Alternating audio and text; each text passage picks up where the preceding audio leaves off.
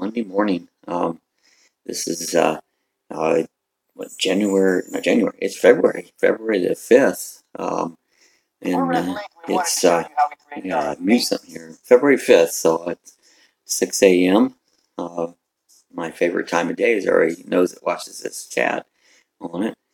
Feels not bad out today. Let's see what Google tells us the weather is. What's the weather in DeLand, Florida?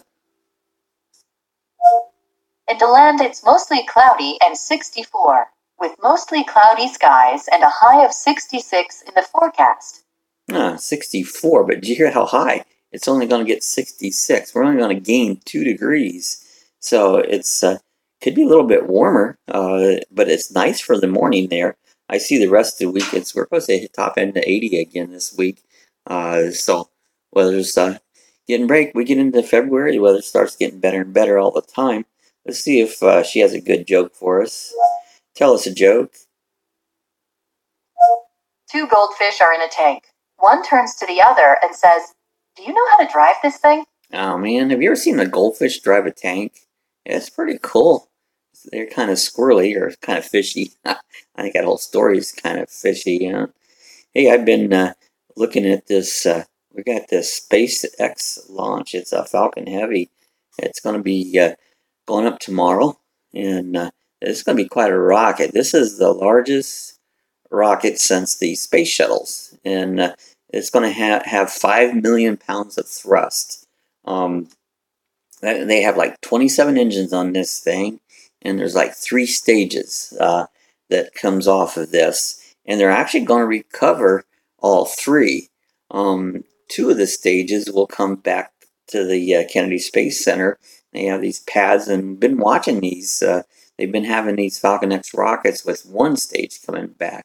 This thing's going to be a massive rocket. And what they're going to do, the 2 stages will come down simultaneously at Cape Kennedy, and then there's going to be the a 3rd stage that will come down on a barge out in the ocean on it. So they're going to recover all 3 of these. The interesting thing about this, like I said, this is going to be a big rocket. This is going to be the biggest rocket since the space shuttle, and it's going to be quite a display. The interesting thing about Elon Musk is even predicting that it could explode. You know, that's what he is saying. Now that's a huge rocket to explode. Now we saw back, was it the Challenger that exploded, and that was up in the air. Now if this thing explodes up in the air, it's gonna be spectacular, but it won't be as bad if it explodes on the ground. My gosh, that's really going to be something else. He's also putting in this thing as a payload. He's putting in his Tesla Roadster. I saw a picture of this thing's really a nice looking car. And you know, you have money like this guy has, this is not no big deal for him to throw a car up in space. But do you imagine an alien seeing this and they think it's another space vehicle, this red Tesla Roadster floating around the space? It would be pretty, it might freak them out, really. I think, maybe not. They probably got better stuff than that. Maybe, who knows what technology is out there on it. But we're going to try to film. We're 50 miles from the Cape here. We're going to try to film as much as it can. I might even try to do a live stream of it when it goes up. I'm going to see if I can work that out.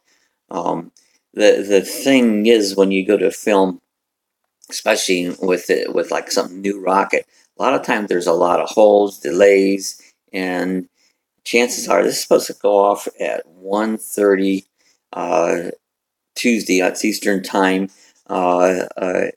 tomorrow afternoon. And so, you know, hopefully it will go, but now it might. Like I said, they were doing some they test these rockets and fire up the first stage of them to see if they're working right.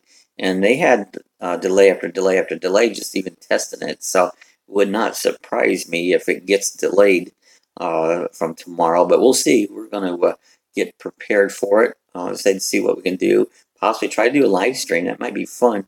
I'll see if I can work out the things with it. I want to vlog it as well as live stream it there. So I'm going to see maybe Sue can live stream it and I'll vlog it. So we'll see how it goes. So we're kind of looking forward to that. It's gonna happen tomorrow at 1:30. So watch out. I'll try to put a notice up if we live stream it there. So if anyone's out there wants to watch it there, you can. Now we're not going to be right at the Cape. We're like I said, we're 50 miles. We'll be doing this out in our driveway. We can see some really good views of all the rockets that go up. As long as it's not cloudy. We get a cloudy day, you miss them.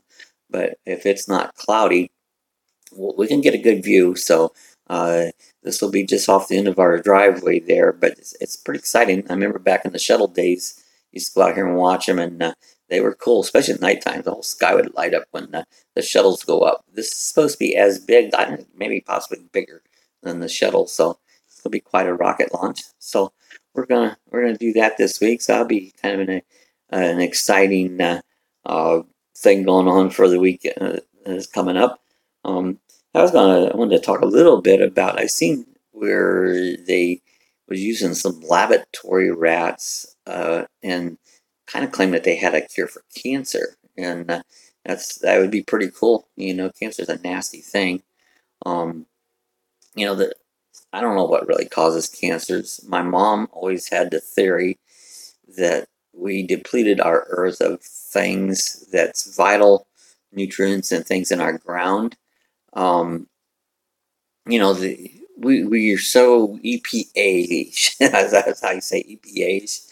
Um, you know, you have to sewers and septics and stuff has to be treated and all of that, and so the ground is not like it used to be thousands of years ago when we didn't have all this technology to treat waste and stuff.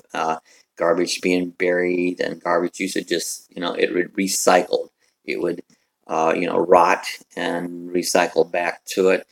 I don't know if that had anything to do with it. It possibly could. And I know there's more people now on the earth than there was thousands and thousands of years ago. But that was my mom's theory. She had cancer. She didn't die of cancer, but she had a couple of bouts with cancer, and luckily enough, she was able to treat it and get cured of it. But a lot of people aren't that fortunate that they get cured of it. Now, I've had my own theory.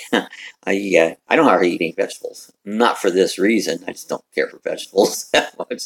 But I think, vegetables get treated with a lot of sprays, insecticides and stuff, to keep the bugs away and stuff. And, whenever you treat plants with something like that, it goes into cells of the plant.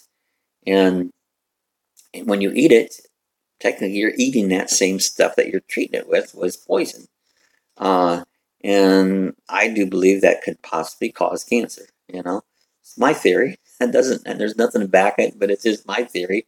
And like I said, I don't eat a lot of vegetables, not for that reason. I just don't really care for vegetables. I'm a meat eater. I can never be a vegetarian. Some people are vegetarians out there. That's all they eat. They won't eat nothing animal based, I guess. I don't know. God put animals on earth for us to consume. So I don't think that you should avoid animal products. So, and I love animals, but I like a good steak too. Well, anyways, that was on my mind. I was thinking about that. I saw the report these rats, and it'd be great. They do all this cancer research that they could find a cure for that. It's a nasty, nasty disease. It's cancer. So hopefully one day they'll find a cure, and I hope that's soon. All right. I was another thing I was thinking about the other day is this is to do with our camper, and you can see maybe in the background there my security camera. There's we have a road truck, and thought about one time is putting up one of these carports, and to set it underneath it. I don't know how much that's going to help. It's still going to be would be in the weather, and it would help probably keep it cleaner. It needs washed now real bad. It just keeps you get a lot of green mildew and stuff here in Florida because we have such high humidity. And so, it would probably help keep some of that off, and just debris and that. You get leaves from the trees and that. So I thought about putting one of those up one time. And The only thing against that, we sometimes get hurricanes and some wind even. Get some of those tropical storms, and that thing would have to, well, you'd have to mount the frame somehow down the fence so it'd be extremely secure. But you would also, there's usually a canvas, but I'm thinking one of these ones that just has like a tarp over top of it and fastened down. And actually, a neighbor had one of those, and he took the canvas off, and it really, the hurricane didn't blow it. It actually saved their house. They used to have that canopy between our houses, and there was a big tree right between our houses. And when the hurricane, it took that tree down, and it went over onto their house. But actually, that thing really helped save their house because there was a fence line there, the tree kind of landed on the fence, and it also landed with the framework of that canopy, and just enough it kept it off their house. It really, when I saw pictures of this thing, or not, I think I saw it live, laying on their house, I thought this was going to be horrible. And when I helped them, we started cleaning it up, and there virtually was no damage to the house whatsoever. The brush just kind of laid over on the house, but it didn't do any physical damage. That was wonderful. It was a pain cleaning that big old tree up, but it's gone now. Anyways, I was thinking about that canopy, and thinking about. I kind of think kind of ruled it out.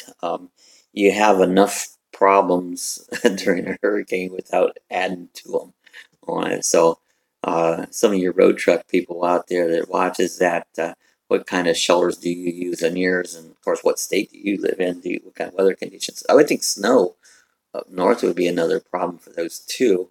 I mean, they have a peak at them, but and it should roll. But if that collected on it, that could buckle down, come right up on top of your camper on it. So if you have any comments on that, what you might be doing or think about, leave them in the comments section below, because I'd be kind of interested to know what you guys do for protection. Or we don't have a garage big enough to put the camper in, but that would be really nice on it. Well, another thing I've been thinking about is these. There's been so many train derailments. There was just one, was it yesterday? And they hit a freighter. Amtrak hit a freighter. The track got switched wrong. I came from Ohio, and I seen there was one up close where I lived. A train derailed up there. We had that one that came off the bridge, that passenger train, and that derailed. It's really kind of weird that there's been so many train derailments here lately. I myself always thought, well, train travel, that should be pretty safe. They have right of ways and stuff. They do hit vehicles. But with all these derailments, well, I don't know, derailments, switching wrong, that's human error there on it. But it just seems like there's been a rash of them just recently, and just kind of make you wonder, what's up with that deal? We have here in Orlando, goes right over here from DeBerry across to Orlando. There's a Sunrail, and that was supposed to be a commuting rail, supposed to keep the traffic down on I-4. I don't know that's helped at all, because I-4 is just horrific. Go across there in the mornings there, it's like crazy town, But this Sunrail, ever since they've started, it's been going on for a couple of years now. It's had one thing after another. What it gets a lot of, it hits cars. I mean, people, cars and trucks even. People get on those gates there, and it comes there and it's hit them. I mean, this has just been time after time after time that the Sunrail has gotten hit by a vehicle, or has hit a vehicle, and it's not really the train's fault; it's the people's fault that don't yield. I talked about that the other day. People don't like to yield. It kind of goes hand in hand. So, anyways, that's crazy. And my thing about the Sunrail is, we could get on the Sunrail right over here in DeBerry, which isn't very far. You can park your car there, hop on the Sunrail, go over to Orlando. You're going to avoid the I-4 horrific mess. But once you get to the station, you have to have a way to get around, depending on where you're going. If it's not a walkable distance, between here and there. Um, I guess you can get Uber, you get taxis, but that's expensive, you know. You want to head over there and do a little something, and before you're done, it's costing you a fortune to do anything like that. So, I've always kind of wondered. That's one reason I probably won't go. And another reason, if it gets delayed, I hate delays. That's what drives me crazy. I'm a very timely person. I say a time, I'm right there. I'm never late. And so that would drive me crazy too. But we have never used the Sunrail. And things can happen there. I've seen what happens is when they get say they get a crash out there, and it hits a car or something. They usually, if it can't go on shortly, they bring a bus and they take them out on a bus and transport them to wherever, I guess, the next station would it be. But then, say you're delayed, whatever, if they're delayed going to work, how do they handle that in a work situation? You're coming in late because of the Sunrail. I guess work must excuse it. I don't know. When I was working, it seemed the places I worked were a lot tougher than they are now. You didn't.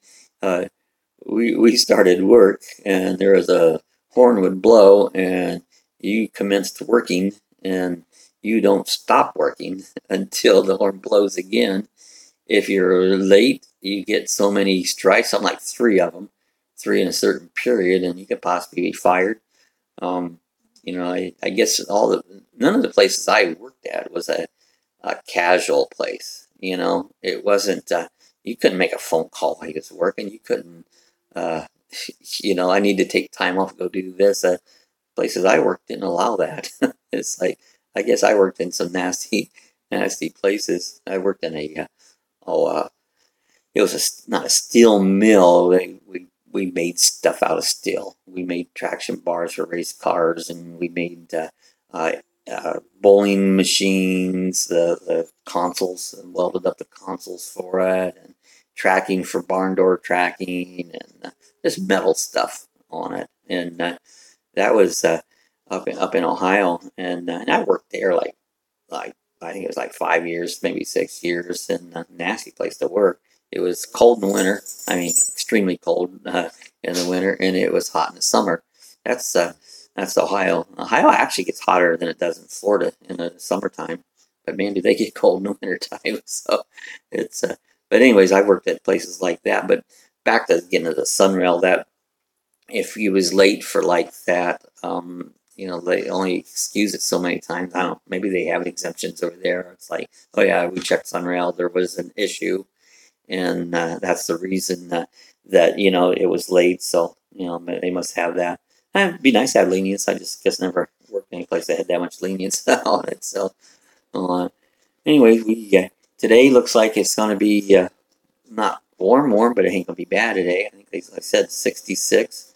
They played that football game. I don't watch football, but that was in Minnesota. Let's see. What's the temperature in Minnesota? In Minneapolis, it's clear and -5 degrees, with sun and a high of 13 degrees in the forecast. Wow, a high of 13. I complain because it's only going to be 66, and it's -5. I don't know. I wouldn't have went up there to watch nothing, let alone a football game. It's crazy. It's still winter. The groundhog, I guess, I don't know if it saw shadow, didn't see its shadow, so I guess they're going to be more winter. Usually winter lasts till about, well, in Ohio, at least April before you start thinking anything's going to get better on it. Usually, even April, I've seen snow up in Ohio in April, so not going to go there. I think they had snow. In fact, let's just see what the temperature is. What's the temperature in Worcester, Ohio? In Worcester, it's partly cloudy and 10 degrees, with partly sunny skies and a high of 25 in the forecast. All right, so it's 10 degrees, and it's going to be 25. That's really cold. I was seeing somebody was saying they was getting snow yesterday up there, and well, I'm glad I'm not there, because that's why I live there. And I complained about the cold in Florida on it. We're coming up about 20 minutes. I always enjoy stopping and chatting with you all. I want to thank all my subscribers. Appreciate the subscribers there. They keep growing. And if you're not subscribed, do me a favor, hit the subscribe button. It'll if you hit there's like a little bell there. If you hit that, make it look like that bell ring. It'll notify you with the when I've got a new video out or coming on live. Again, I say I'm going to try tomorrow, maybe do a live stream of that rocket launch from my driveway. And if you put that notification, you'll be notified when that comes on. It'll probably be coming on between probably a quarter after 1 if everything works right with their schedule. I'll do it right before, and we'll live chat a little bit before and try to catch some video of that coming on. If you look in the description box there, I have a link to Amazon. If you're going to be buying anything from Amazon, do me a favor, hit that link. It'll take you right to Amazon, and you can make your purchases. This won't cost you absolutely nothing, not 1 red cent. You can still gain all your discounts and stuff, whatever you use with Amazon, but Amazon giving me a tiny little commission. It'll help me out. So if you enjoy our morning chats, give us a thumb up. We'll be here again tomorrow, so make it a good Monday.